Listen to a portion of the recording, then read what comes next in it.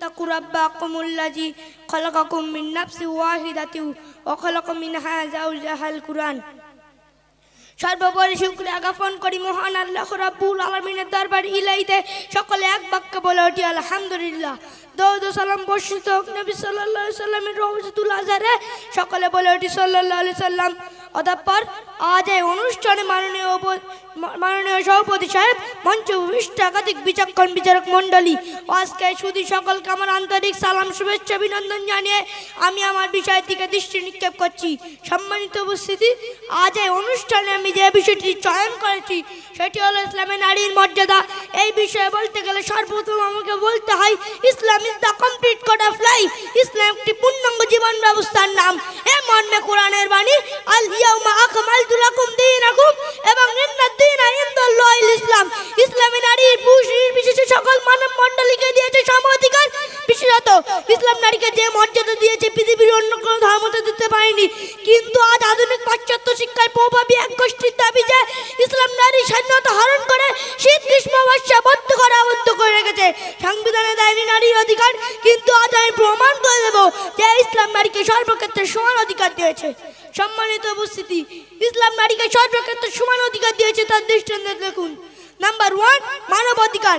যে বর্বরতার যুগে নারীকে জীবন্ত দাফন করা হতো, ইসলাম এসে ফিরিয়ে দিল তাদের মানব অধিকার। কোরআন জানিয়ে দিলেন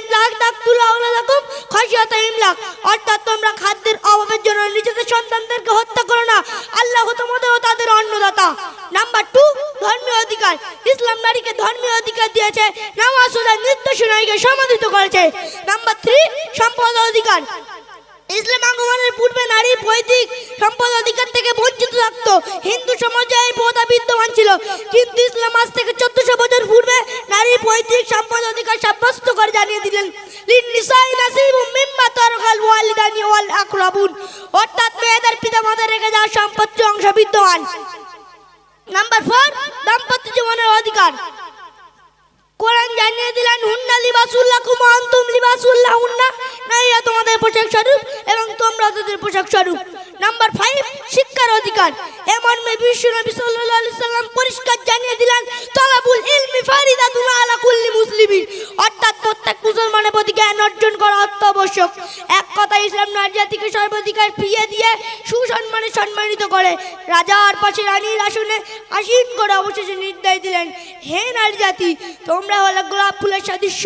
গোলাপ ফুলের সুগন্ধে সুগন্ধিত হয়ে মানব মন যেমন গোলাপ ফুলকে ধরতে চাই, তুলতে চাই, পাশে রাখতে চাই, আপন করে পেতে চাই, ঠিক তোমরাও তদ্রূপ। সুতরাং তোমরা গোলাপ ফুলের প্রাবৃত্ত আবদ্ধ থাকো, বার হয়ে না।